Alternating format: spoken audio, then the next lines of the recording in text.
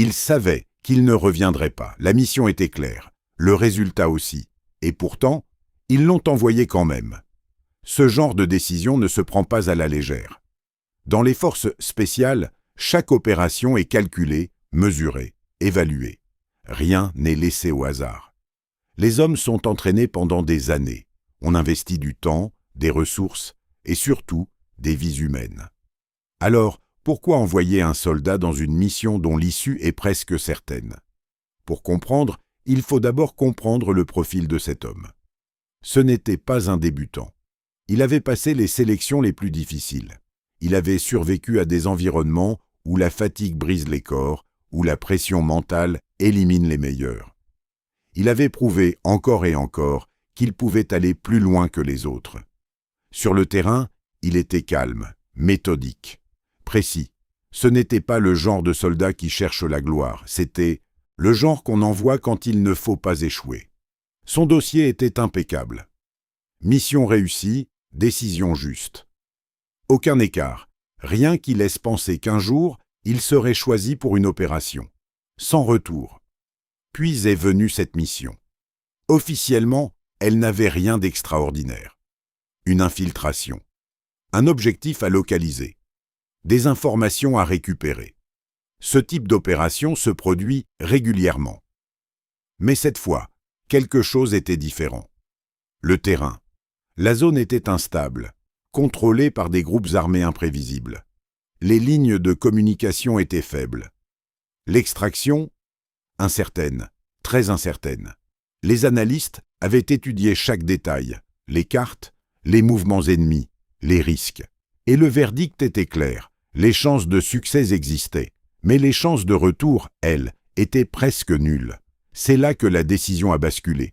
Ce n'était plus une mission classique, ce n'était même plus une opération stratégique au sens habituel. C'était autre chose, une nécessité. Dans certaines situations, l'information vaut plus que la vie, pas par cruauté, pas par indifférence, mais parce que ce qui est en jeu dépasse un individu. Parfois, une seule donnée peut éviter un conflit plus large. Parfois, une seule confirmation peut sauver des centaines de vies. Et dans ces moments-là, les règles changent. Un officier aurait dit plus tard, dans un rapport interne, « Ce n'était pas une question de savoir s'il allait survivre. C'était une question de savoir si ce qu'il allait découvrir valait ce prix. » Le choix de l'homme n'était pas un hasard. Il fallait quelqu'un capable d'avancer seul. Quelqu'un qui comprendrait sans qu'on ait besoin de tout expliquer. Quelqu'un qui n'hésiterait pas. Et surtout, quelqu'un qui accepterait. Car malgré tout ce que l'on peut croire, ce genre de mission n'est jamais imposé. Aveuglément, le soldat sait. Peut-être pas tous les détails, mais il comprend l'essentiel, le risque, le silence, l'absence de garantie. Ce moment précis, c'est le vrai point de bascule. Ce n'est plus une question de compétence, ce n'est même plus une question de courage, c'est une question de choix. Ce choix ne se fait pas dans le bruit, il ne se fait pas devant une foule, il se fait dans le silence. Souvent en quelques minutes. On ne lui a pas tout expliqué. Pas besoin. Les mots utilisés étaient simples, presque froids. Une zone difficile. Une fenêtre d'action limitée. Une extraction non garantie, rien d'exagéré, rien de dramatique, juste les faits. Mais derrière ces mots, il y avait autre chose. Une réalité que seuls ceux qui ont déjà servi peuvent reconnaître. Quand certains détails ne sont pas dits, c'est qu'ils sont compris. Il a écouté sans interrompre. Pas de questions inutiles, pas de réaction visible. Son visage est resté neutre. Comme toujours. Puis, il a hoché la tête. Ce geste, à lui seul, suffisait. À partir de cet instant, tout change. L'homme n'est plus seulement un opérateur. Il devient le point central d'une décision plus grande que lui. Une décision qui engage des chaînes de commandement, des analystes, des planificateurs, mais qui repose au final sur un seul individu. Les préparatifs ont commencé immédiatement. Chaque détail a été ajusté. L'équipement réduit au strict minimum. Pas de poids inutiles, pas de superflu. Juste ce qui permet d'avancer, d'observer, de transmettre. La communication a été pensée de manière simple, brève, efficace. Il ne devait pas parler longtemps, juste assez pour transmettre l'essentiel. Ensuite, silence. Car plus une mission est risquée, plus la discrétion devient absolue. On lui a donné des coordonnées, des points de passage, des timings précis, rien de flexible. Dans ce type d'opération, improviser signifie souvent échouer. Mais malgré toute cette précision, une chose restait impossible à contrôler. L'environnement. Le terrain n'obéit jamais au plan, les hommes non plus, et c'est là que tout peut basculer. Les analystes le savaient, les commandants aussi. C'est pour cela qu'ils avaient choisi cet homme, pas parce qu'il suivait parfaitement les ordres, mais parce qu'il savait quand les adapter. Avant le départ, il y a toujours ce moment particulier. Un moment court, presque invisible. Celui où le soldat est seul. Pas de briefing, pas de voix, juste ses pensées. C'est là que la réalité s'installe. Ce n'est pas une mission comme les autres. Ce n'est pas un aller-retour. C'est une avancée dans l'inconnu, avec une issue incertaine. Certains pourraient appeler cela du sacrifice. Mais ce n'est pas ainsi que ces hommes le voient. Pour eux, c'est une continuité, une extension logique de ce pourquoi ils ont été formés. Depuis le premier jour, ils savent qu'il existe des missions dont on ne revient pas. Ce n'est pas une surprise, c'est une possibilité intégrée. Et pourtant, savoir et vivre sont deux choses différentes. Quand il a pris son équipement, il n'y avait aucune hésitation visible, aucun geste lent. Tout était fluide, automatique, comme si le corps avançait pendant que l'esprit restait en arrière, observant en silence. Un autre officier, présent ce jour-là, aurait écrit plus tard. Il n'avait pas l'air d'un homme qu'on envoie mourir. Il avait l'air d'un homme qui avait déjà accepté quelque chose que nous ne comprenions pas. Puis il est parti, sans cérémonie, sans regard en arrière. Et à ce moment précis, la mission a réellement commencé. Mais pas seulement sur le terrain, elle avait déjà commencé ailleurs, dans les décisions prises bien avant, dans les systèmes qui rendent ce genre de choix possible. Dans une logique froide que peu de gens acceptent vraiment de regarder en face. Car ce n'était pas simplement une mission dangereuse. C'était une mission conçue en sachant qu'elle coûterait quelque chose. Et cette réalité allait bientôt devenir impossible à ignorer. Sur le terrain, tout devient plus simple, pas plus facile, mais plus clair. Chaque seconde a un poids précis. Dès son insertion, le plan commence à se confronter à la réalité. Les cartes ne montrent jamais tout. Les mouvements ennemis changent. Les zones supposées calmes deviennent instables. Et ce qui était prévu comme un passage discret peut, en quelques minutes, devenir un point de contact. Il avance pourtant, lentement, sans bruit. Chaque geste est contrôlé, chaque déplacement calculé. Il ne cherche pas à aller vite, il cherche à ne pas être vu. C'est là que la mission révèle sa vraie nature. Ce n'est pas une opération de force, ce n'est pas une démonstration de puissance. C'est une présence invisible dans un espace hostile. Et plus il progresse, plus une chose devient évidente. Il est seul. Pas seulement physiquement, mais stratégiquement. Les communications sont limitées, le soutien est distant. L'extraction, comme prévu, reste incertaine. À ce stade, il n'y a plus de filet de sécurité. Ce type de mission repose sur un principe simple. Une fois engagé, il n'y a plus de retour immédiat. Il atteint le premier point d'observation sans incident. Il s'installe. Il observe. Les heures passent. Dans ce silence, le temps change de rythme. Chaque détail compte. Un mouvement anormal. Une lumière inattendue. Une présence qui n'était pas prévue. C'est là que l'expérience fait la différence. Un soldat moins expérimenté chercherait à agir, à accélérer, à provoquer un résultat. Lui, attend. Car il sait que dans ce type d'environnement, agir trop tôt est souvent plus dangereux que ne rien faire. Puis quelque chose apparaît, pas comme prévu, pas à l'endroit attendu. Un déplacement, discret, organisé, trop précis pour être improvisé. C'est le premier signe que les analystes avaient soit raison. Il ne s'agit pas d'un groupe isolé, il s'agit d'une structure, d'un réseau, quelque chose de plus grand que ce que les rapports initiaux laissaient entendre. Et à cet instant, la mission change.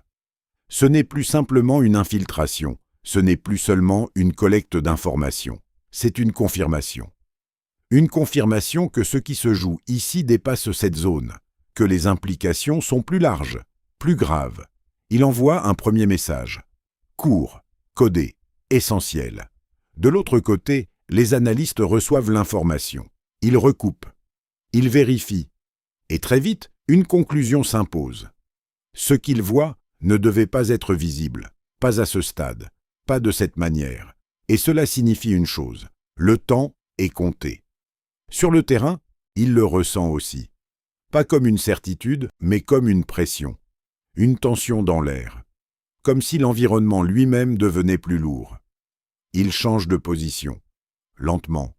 Il adapte son angle d'observation. Il prend plus de risques, pas par imprudence, par nécessité. Car maintenant, chaque seconde peut apporter une information décisive. Mais chaque seconde augmente aussi le danger. C'est le paradoxe de ce type de mission. Plus elle réussit, plus elle devient risquée. Plus il se rapproche de la vérité, plus il s'expose. Et à un moment précis, presque imperceptible, la ligne est franchie. Il n'est plus seulement un observateur. Il devient une anomalie dans un système qui n'accepte pas les anomalies. Un bruit, un mouvement, un détail trop visible. Ce n'est pas encore une alerte, pas officiellement, mais c'est suffisant. Dans ces environnements, il ne faut pas être découvert pour être en danger. Il suffit d'être suspecté. Et à partir de là, tout change. Les schémas habituels disparaissent. Les déplacements deviennent imprévisibles. Les regards se tournent. Les zones se ferment.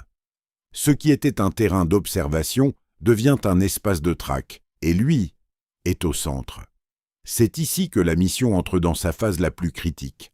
Pas celle où tout est perdu, mais celle où chaque décision peut, à elle seule, déterminer la suite, avancer ou disparaître. Il y a un moment précis où une mission cesse d'être maîtrisée. Pas quand tout échoue, mais quand le contrôle devient fragile. C'est exactement là qu'il se trouve. Les signes sont subtils, rien de spectaculaire. Pas d'alarme, pas de cri, juste des changements presque invisibles, des déplacements moins réguliers, des positions qui ne correspondent plus aux habitudes observées, une vigilance qui monte, sans raison apparente. Mais pour quelqu'un comme lui, c'est suffisant. Il comprend. Il n'a pas été identifié. Pas encore, mais il n'est plus invisible. Et dans ce type d'environnement, la différence entre les deux est mince. Il ralentit. Il ajuste sa respiration. Il réduit ses mouvements au minimum. Chaque geste devient une décision. Chaque seconde, une évaluation. C'est ici que l'entraînement dépasse la théorie. On apprend à tirer, à se déplacer, à survivre. Mais ce que l'on apprend vraiment, c'est à rester calme quand tout indique qu'il faudrait fuir. Il ne fuit pas. Parce que fuir, ici, ne garantit rien. Et surtout, parce que la mission n'est pas terminée. Il observe encore. Les mouvements ennemis deviennent plus structurés. Ce n'est plus une activité normale, c'est une recherche. Discrète, mais organisée. Comme si quelque chose avait été perçu.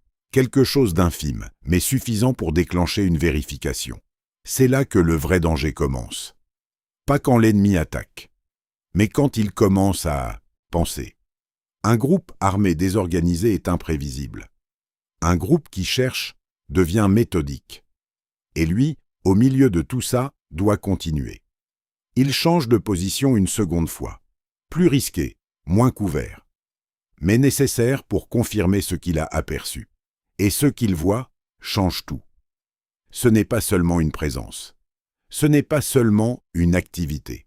C'est une préparation. Des équipements déplacés. Des communications plus fréquentes. Une coordination visible entre plusieurs points. Tout indique qu'une opération plus large est en train de se mettre en place. Ce n'est plus une simple observation. C'est une alerte stratégique. Il transmet à nouveau, encore plus court, encore plus précis. De l'autre côté, les réactions sont immédiates. Les analystes comprennent, les décideurs aussi. Ce qu'il observe pourrait déclencher quelque chose de bien plus grand. Un conflit, une attaque, une escalade, et à cet instant, la mission prend une nouvelle dimension. Ce n'est plus seulement une collecte d'informations, c'est une course contre le temps. Mais sur le terrain, la situation continue de se dégrader. Les patrouilles se rapprochent, les zones de passage se ferment. Les mouvements deviennent moins naturels. Il n'est plus simplement dans une zone hostile, il est dans une zone qui se resserre. Chaque option se réduit. Rester en place devient dangereux. Bouger devient encore plus risqué. C'est ce type de moment qui définit vraiment un opérateur. Pas quand tout se passe bien, mais quand chaque choix est mauvais et qu'il faut quand même en faire un.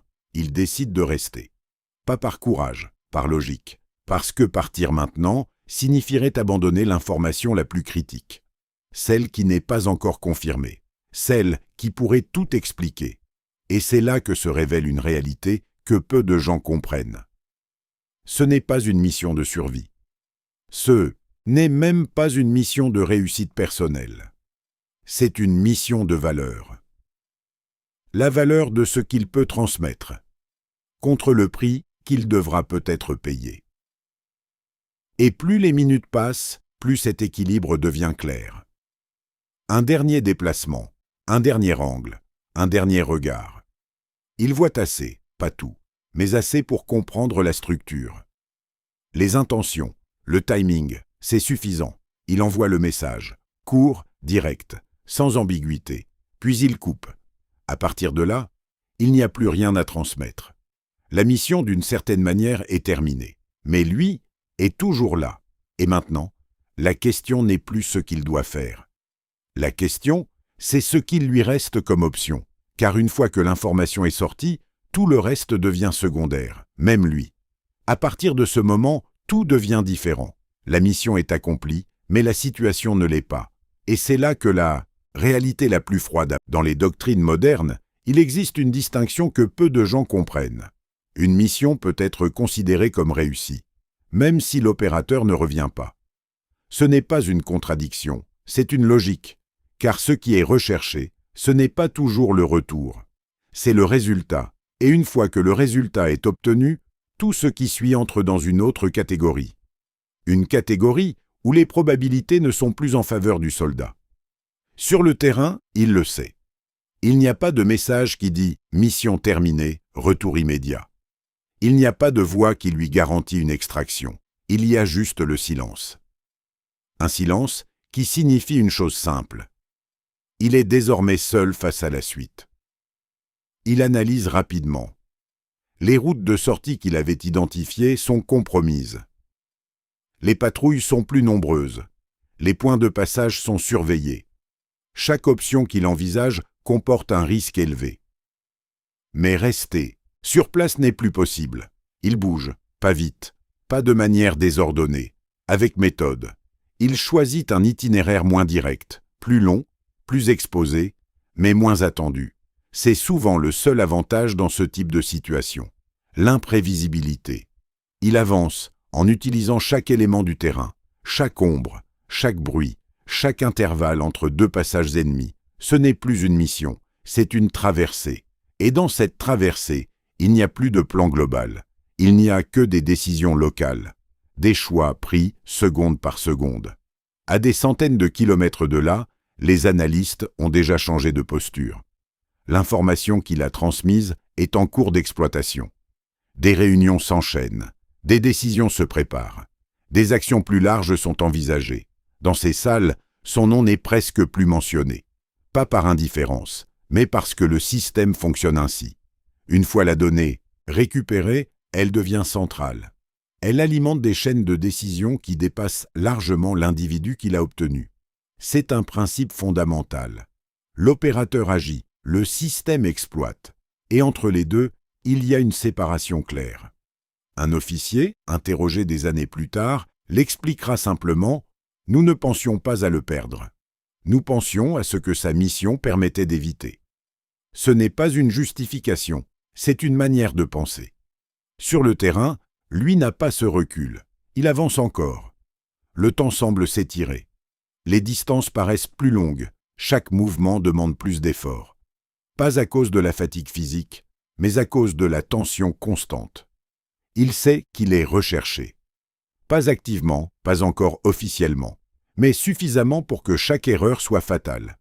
Puis un détail, un bruit qui ne correspond pas, un déplacement trop rapide, un regard qui s'attarde. C'est subtil, presque invisible, mais c'est suffisant. Dans ces environnements, la détection ne se fait pas toujours par une erreur majeure. Parfois, c'est une accumulation de micro-signaux, une incohérence, une présence qui ne cadre pas. Et à cet instant précis, il comprend. Il n'est plus seulement suspect. Il est devenu une cible potentielle. Ce n'est pas encore une poursuite, mais c'est le début. Les schémas changent à nouveau. Les mouvements se resserrent, les zones deviennent plus contrôlées, et lui au milieu doit continuer à avancer. Car s'arrêter maintenant, c'est accepter l'inévitable. Il adapte son rythme, il réduit d'encore son profil. Il accepte de perdre du temps pour gagner en discrétion. Mais une vérité s'impose. Chaque minute qui passe réduit ses chances. Pas de manière brutale, de manière progressive, comme un espace qui se referme lentement. Et dans ce type de situation, il n'y a pas de moment précis où tout bascule. Il y a juste un point, où les options deviennent insuffisantes. Et ce point, il s'en approche. À ce stade, il ne s'agit plus de réussir, il s'agit de durer. Gagner du temps devient l'objectif principal. Dans ce type de situation, la survie n'est pas une fuite désordonnée. C'est une gestion précise du rythme, trop lent, et le danger se rapproche. Trop rapide, et l'erreur apparaît. Il ajuste. Ses mouvements deviennent encore plus mesurés. Il choisit des trajectoires moins évidentes. Il évite les axes naturels, il passe par des zones plus difficiles, plus contraignantes. Pas parce qu'elles sont sûres, mais parce qu'elles sont moins surveillées. C'est une logique contre-intuitive. L'homme non entraîné cherche le chemin le plus simple. L'opérateur expérimenté cherche le chemin le moins attendu. Mais même cette logique a ses limites. Car en face, quelque chose change. Ce n'est plus seulement une suspicion diffuse. Les signes s'accumulent. Les patrouilles ne sont plus aléatoires. Elles couvrent des zones précises. Elles reviennent au même point. Elles comblent les espaces. Ce n'est plus une vérification, c'est une organisation. Et quand un environnement hostile commence à s'organiser, cela signifie que quelqu'un, quelque part, a pris une décision. Une décision similaire à celle qu'il a envoyée ici. Une décision basée sur une information. Peut-être un détail aperçu. Peut-être un comportement jugé anormal. Peut-être simplement une intuition. Peu importe l'origine, le résultat est le même. Il n'est plus un élément invisible dans un système. Il est devenu une variable à éliminer. Et à partir de là, les règles changent encore une fois. Il ne s'agit plus seulement d'éviter d'être vu. Il s'agit d'éviter d'être compris. Car une présence non identifiée peut passer. Une présence comprise est traquée. Il ralentit encore. Il observe davantage. Il accepte de rester immobile pendant de longues minutes, parfois plus. Il laisse passer des opportunités de mouvement. Il sacrifie la progression pour préserver la discrétion. C'est une décision difficile, car chaque pause augmente le risque d'encerclement, mais chaque mouvement augmente le risque de détection. Il choisit l'équilibre. C'est là que l'entraînement mental prend toute sa valeur. Pas la force, pas la vitesse, la capacité à rester immobile alors que tout pousse à agir. Les minutes passent, puis une nouvelle information apparaît. Un changement dans les communications ennemies, des signaux plus fréquents, plus courts, plus tendus. Ce n'est pas une certitude, mais c'est un indicateur. Quelque chose est en train de se confirmer, de leur côté. Et cela signifie que le temps qui lui reste se réduit encore. À distance, les centres de décision continuent leur travail. L'information qu'il a envoyée est désormais intégrée. Des actions sont en préparation. Des unités sont peut-être déjà en mouvement ailleurs. Le système avance, indépendamment de lui. C'est une autre réalité difficile à accepter. Une fois que la mission a produit son effet, l'individu qui l'a rendu possible devient secondaire dans la chaîne globale. Pas oublié, mais dépassé par l'échelle des événements. Sur le terrain, il le ressent sans le formuler. Il n'attend pas d'aide immédiate. Il n'attend pas de solution extérieure. Il sait que, désormais, tout repose sur ce qu'il peut faire, ici et maintenant. Puis arrive un moment particulier, un moment où toutes les variables convergent. Le terrain se resserre, les patrouilles se rapprochent. Les marges de manœuvre disparaissent. Il s'arrête. Pas par choix stratégique, par nécessité. Devant lui, une zone ouverte, difficile à traverser sans être vue. Derrière lui, une présence qui se rapproche lentement. C'est un point de rupture, pas spectaculaire, mais définitif. Il analyse, traverser, et risquer d'être repéré immédiatement, reculer, et entrer dans une zone déjà compromise. Il n'y a plus de bonne option. C'est ici que la mission révèle sa dernière vérité. Certaines situations ne sont pas faites pour être résolues. Elles sont faites pour être traversées, en acceptant le coup. Il respire lentement, il observe une dernière fois, puis il prend sa décision. Pas la plus sûre, pas la plus logique, la seule qui reste. Il s'engage, pas brusquement, pas avec précipitation, mais avec une décision qui ne laisse plus de place au doute. La zone ouverte devant lui n'offre presque aucune couverture. Quelques irrégularités du terrain, des variations légères de relief, rien de suffisant pour disparaître complètement. Juste assez pour tenter. Il avance. Chaque pas est mesuré. Le corps reste bas. Le regard balaye l'espace sans s'attarder. Il ne cherche pas à voir partout. Il cherche à détecter ce qui change. C'est différent. Observer depuis une position cachée permet de contrôler l'information. Traverser un espace exposé, c'est accepter de ne plus tout maîtriser. Et dans cet instant précis, le contrôle disparaît progressivement. Les premières secondes passent sans incident. Puis, le rythme change. Pas de manière visible. Pas immédiatement. Mais quelque chose se modifie. Un mouvement à distance s'arrête trop longtemps. Une silhouette se tourne légèrement. Un angle de vision se ferme. Ce ne sont pas des preuves, mais ce sont des signaux. Il continue. Car s'arrêter maintenant serait pire. C'est une règle simple. Une fois engagé dans un passage exposé, hésiter est souvent plus dangereux qu'avancer. Il ajuste légèrement sa trajectoire. Il réduit encore son profil. Il accepte de perdre en vitesse pour gagner en discrétion. Mais cette fois, cela ne suffit plus. Un regard se fixe, pas directement sur lui, pas encore, mais suffisamment proche. Dans ces environnements, la détection n'est pas instantanée. Elle se construit. D'abord un doute, puis une vérification, puis une confirmation. Et il sent que ce processus a commencé. Le temps se compresse. Chaque seconde devient plus dense. Chaque mouvement compte davantage. Il approche de la limite de la zone, encore quelques mètres, mais derrière lui, quelque chose s'active. Un déplacement plus rapide, un geste de communication, une posture qui change. Ce n'est plus une simple suspicion, c'est une alerte silencieuse. Il ne regarde pas en arrière, pas par ignorance, par discipline. Regarder, c'est confirmer. Continuer, c'est retarder. Il avance encore, puis un détail, presque imperceptible. Bascule la situation. Un signal court, un geste précis, une coordination qui apparaît soudainement. Et à cet instant, tout devient clair. Ils savent. Pas exactement qui il est, pas exactement où il est, mais ils savent qu'il y a quelqu'un. Et cela suffit. Le système, en face, passe à une autre phase. Les mouvements deviennent directs. Les trajectoires convergent. Les zones sont verrouillées progressivement. Ce n'est pas une poursuite désordonnée, c'est une fermeture. Et lui est à l'intérieur. Il accélère légèrement, pas assez pour attirer l'attention. Juste assez pour gagner quelques secondes, car maintenant, il ne s'agit plus de rester invisible. Il s'agit de sortir avant que l'espace ne se referme complètement. Il atteint la fin de la zone ouverte. Une couverture partielle, un relief plus marqué, un espace où il peut disparaître, au moins temporairement. Il s'y glisse. Silence. Mais ce silence n'est plus le même. Ce n'est plus le silence de l'infiltration. C'est le silence après la détection.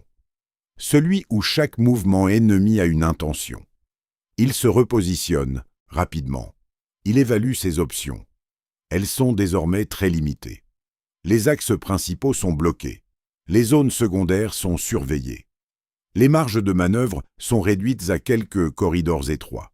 Et dans ces corridors, l'erreur n'est plus permise. Il comprend alors quelque chose d'essentiel. La mission ne se joue plus sur la discrétion. Elle se joue sur le timing, sortir trop tôt et tomber sur une patrouille. Sortir trop tard et être encerclé. Il doit choisir le moment exact. Pas le meilleur. Le seul possible. Il observe.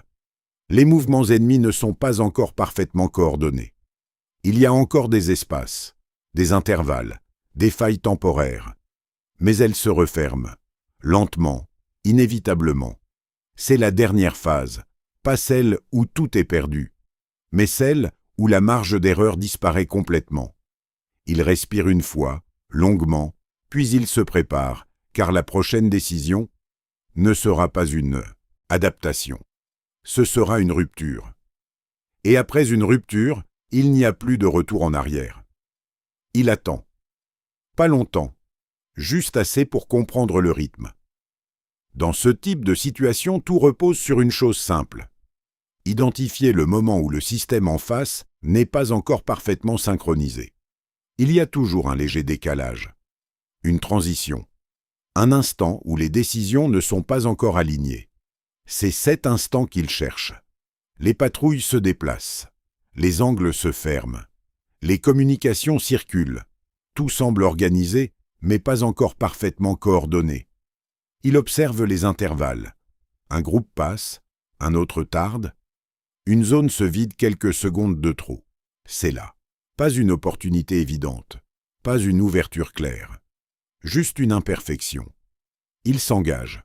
Cette fois, le mouvement est différent. Plus rapide, plus direct. Moins calculé dans les détails, mais précis dans l'intention. C'est une rupture. Il quitte la logique de discrétion pure pour entrer dans une logique de passage. Il ne cherche plus à être invisible en permanence. Il cherche à traverser avant que le système ne se referme complètement. Le terrain change. Plus accidenté, plus instable. Des zones qui ralentissent, d'autres qui exposent. Il doit adapter son rythme en permanence.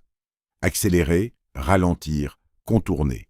Chaque décision est immédiate, mais cette accélération a un coût. Le bruit augmente, les traces deviennent plus visibles. Les microsignaux qu'il laissait autrefois disparaître existent maintenant. Et en face, cela se ressent. Les mouvements ennemis se précisent. Les directions deviennent plus cohérentes. Ce n'est plus une recherche diffuse, c'est une convergence.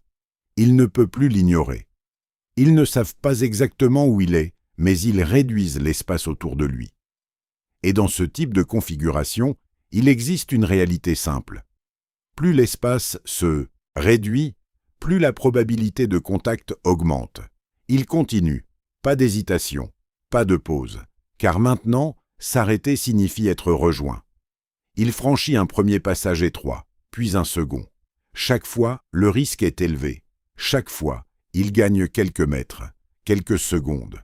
Mais ces secondes deviennent précieuses, car derrière lui, le système s'adapte. Plus vite, plus efficacement. Les intervalles qu'il utilisait disparaissent. Les failles se comblent. Les patrouilles ne sont plus seulement en mouvement, elles anticipent. C'est là que la mission atteint son point le plus critique. Pas au moment du premier danger, mais au moment où l'adversaire comprend. Et à cet instant, il comprend aussi. Il ne s'agit plus de sortir discrètement. Il s'agit de sortir avant que la compréhension en face ne devienne complète. Il accélère encore. Le terrain devient plus ouvert par endroits, plus dangereux, mais aussi plus direct. Un choix s'impose, continuer à contourner et perdre du temps, ou traverser et accepter l'exposition. Il choisit, comme depuis le début, pas la solution parfaite, la seule possible. Il traverse. Cette fois, le mouvement est clair, visible, pas évident à distance, mais suffisant pour laisser une trace. Et cette trace est captée, un regard, un geste, une réaction immédiate. Le premier vrai signal, pas une suspicion, pas une hypothèse, une confirmation. Et à partir de cet instant, tout s'accélère. Les communications changent de ton. Les déplacements deviennent directs. Les trajectoires se croisent. Ce n'est plus une fermeture lente, c'est une activation. Et lui, au milieu, ressent immédiatement la différence. L'environnement devient plus dense, plus tendu. Chaque seconde semble compressée. Il ne cherche plus à analyser chaque détail. Il agit, instinctivement, avec tout ce qu'il a appris, tout ce qu'il a répété, tout ce qu'il a intégré. Mais malgré cela, une vérité s'impose. Il est désormais dans la phase où l'initiative change de côté. Jusqu'ici, il choisissait. Maintenant, il réagit. Et dans ce basculement, il y a une conséquence directe. Les options ne disparaissent pas, elles se réduisent, jusqu'à un point où il n'en reste qu'une. Avancer. Toujours. Même si cela ne garantit rien. Même si cela mène vers une issue inconnue. Car dans ce type de mission, il existe un moment où la survie ne dépend plus seulement de ce que l'on fait, mais de ce que l'on accepte. Et lui avance encore. À partir de là, il n'y a plus d'illusion, plus de doute, plus d'espace pour espérer une sortie propre. Le contact n'est pas encore direct, mais il est inévitable. Il le sait. Les mouvements autour de lui ne cherchent plus à comprendre. Ils cherchent à intercepter. Les trajectoires convergent. Les angles se ferment avec précision. Chaque déplacement ennemi a une intention claire. Ce n'est plus une chasse aveugle, c'est une capture organisée. Il continue d'avancer, mais quelque chose a changé, pas dans ses gestes, pas dans sa posture, mais dans la manière dont il perçoit le temps. Avant, chaque seconde était une opportunité. Maintenant, chaque seconde est un délai avant le moment où les options disparaîtront complètement. Il franchit un dernier relief, une dernière zone partiellement couverte. Devant lui, le terrain s'ouvre à nouveau. Plus large, plus exposé, et derrière, les signes deviennent trop clairs. Des silhouettes, des déplacements rapides, une coordination sans ambiguïté. Ils sont proches, pas à une distance visible immédiatement, mais suffisamment proches pour que la prochaine erreur soit la dernière. Il s'arrête. Pour la première fois depuis longtemps. Pas longtemps. Juste assez pour analyser. Traverser cette nouvelle zone ouverte signifie s'exposer définitivement. Rester signifie être rejoint. Il n'y a plus de compromis. C'est ici que la mission révèle sa dernière couche. Depuis le début, tout était construit autour d'un objectif. Atteindre, observer, transmettre. Et cela, il l'a fait. Tout le reste n'était jamais garanti. Ce n'était pas implicite. Ce n'était pas écrit noir sur blanc. Mais c'était présent. Dans la manière dont la mission a été formulée. Dans les silences du briefing. Dans le choix même de l'opérateur. Il n'a jamais été envoyé avec une promesse de retour. Il a été envoyé avec une probabilité. Et cette probabilité arrive maintenant à sa limite. Il reprend son mouvement, pas avec urgence, avec lucidité. Il avance dans la zone ouverte. Cette fois, il ne cherche plus à disparaître complètement. Il réduit son exposition autant que possible, mais il sait que ce n'est plus suffisant. Le système en face a atteint un niveau de compréhension trop élevé. Et comme souvent dans ce type de situation, tout se joue sur quelques secondes. Un mouvement trop rapide, un angle mal couvert, un instant de visibilité. Et cela arrive, pas comme une explosion, pas comme une scène brutale, comme un alignement, un regard qui tombe au bon endroit, une silhouette qui se détache légèrement du fond. Un contraste trop net pour être ignoré. Le contact visuel, direct, court, mais suffisant. À partir de cet instant, il n'est plus une hypothèse, il est identifié, et tout ce qui suivait une logique discrète bascule dans une logique d'action. Les mouvements ennemis changent immédiatement. Les trajectoires deviennent offensives. Les distances se réduisent. Le temps s'effondre. Il réagit, sans hésitation. Pas parce qu'il pense avoir une chance claire, mais parce que rester immobile n'est plus une option. Il accélère, plus vite que tout ce qu'il a fait jusqu'ici. Pas pour fuir. Pour sortir de l'axe, créer une incertitude, gagner quelques secondes, Désorganisé, même légèrement, la convergence. Mais en face, la réaction est immédiate, coordonnée, efficace. Le système a atteint son plein potentiel. Et lui est à l'intérieur. C'est le point final, pas celui où tout s'arrête, mais celui où tout devient irréversible. Chaque seconde qui suit ne change plus l'issue globale. Elle ne fait que définir comment elle se produit. Et dans ce moment précis, une vérité s'impose. Depuis le début, ce n'était pas une mission dont on revient. C'était une mission dont on accepte les conséquences. Le moment final ne ressemble pas à ce que l'on imagine. Pas de ralenti, pas de mots inutiles, juste des décisions. Et prises très vite. Il continue d'avancer, pas droit devant, pas de manière prévisible. Il casse les trajectoires, il change d'angle. Il utilise chaque irrégularité du terrain. Chaque fraction de seconde devient une tentative de retarder l'inévitable. Mais le système en face est déjà en place. Les mouvements sont précis. Les distances Bourg-Bouton se réduisent. Les angles se croisent avec une efficacité froide. Ce n'est plus une poursuite, c'est une fermeture complète. Il le comprend immédiatement. Il n'essaie pas de fuir au hasard. Il ne cherche pas une sortie miraculeuse. Il cherche une dernière utilité. C'est une logique difficile à accepter pour quelqu'un de l'extérieur. Mais pour lui, elle est claire. Tant qu'il bouge, tant qu'il force l'adversaire à s'adapter, il crée une perturbation, même minime. Et dans certaines situations, une perturbation suffit, pas pour lui. Pour ce que sa mission a déclenché ailleurs. À distance, les informations qu'il a envoyées ont déjà produit leurs effets. Des décisions ont été prises. Des actions sont en cours. Peut-être invisibles, peut-être encore silencieuses, mais réelles. C'est là que tout converge. L'homme sur le terrain et le système qui l'alimente. Deux réalités différentes, deux temporalités distinctes, et pourtant une seule logique. Il ralentit légèrement, pas par fatigue, par calcul. Aller plus vite ne change plus rien. Rester lucide, en revanche, change tout. Autour de lui, les mouvements se rapprochent encore. Les positions se ferment. Les marges disparaissent complètement. Il n'y a plus de sortie, pas une qu'il peut atteindre. C'est le point que chaque opérateur connaît, sans jamais vouloir le rencontrer. Le point où la mission et la survie cessent d'être liées.